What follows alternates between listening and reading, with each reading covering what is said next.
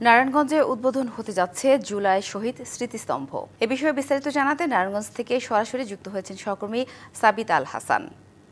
সাবিত, উদ্বোধন হবে তো বেলা ৩টার দিকে, তো স্মৃতিস্তম্ভ উদ্বোধন ঘিরে শেষ মুহূর্তের আয়োজন ছাড়াও আর কি কি তথ্য আছে আপনার কাছে জানাবেন বিস্তারিত।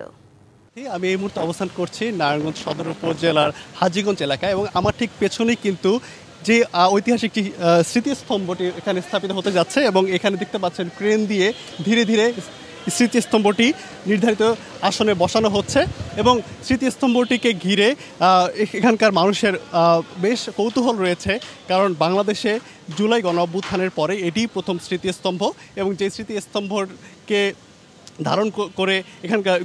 ধারণ করতে প্রস্তুত রয়েছে এখানকার বৈষম্যবিরোধী ছাত্র আন্দোলন সহ সকল রাজনৈতিক দলগুলো। এই স্মৃতিস্তম্ভ বাংলাদেশের প্রথমবারের মতো সরকারিভাবে স্থাপিত করা হচ্ছে এবং এই স্মৃতিস্তম্ভ উদ্বোধনের জন্য বাংলাদেশ সরকারের 6 জন উপদেষ্টা আজ বিকেল 3টায় কিন্তু নারায়ণগঞ্জে আসবেন এবং এই নারায়ণগঞ্জে এসে তারা এই স্মৃতিস্তম্ভ উদ্বোধন করবেন, যেখানে আইন উপদেষ্টা, ক্রীড়া উপদেষ্টা, বন ও পরিবেশ মন্ত্রণালয়ের উপদেষ্টা সহ মোট 6 জন উপদেষ্টা এখানে আসবেন। আমরা এখানে দেখতে পাচ্ছি যে জুলাই গণ অভ্যুত্থান চলাকালে যে সকল স্লোগান, যে সকল কবিতা, যে সকল গান আলোচিত হয়ে উঠেছিল, যে সকল উক্তিগুলো আলোচিত হয়েছিল, সেই উক্তিগুলো কিন্তু এখানে খোদাই করে লেখা আছে। শিয়া বাটার ও ভিটামিন ই সমৃদ্ধ লিলি হালাল বিউটি সোপ, তারুণ্যময় উজ্জ্বল ত্বকের জন্য।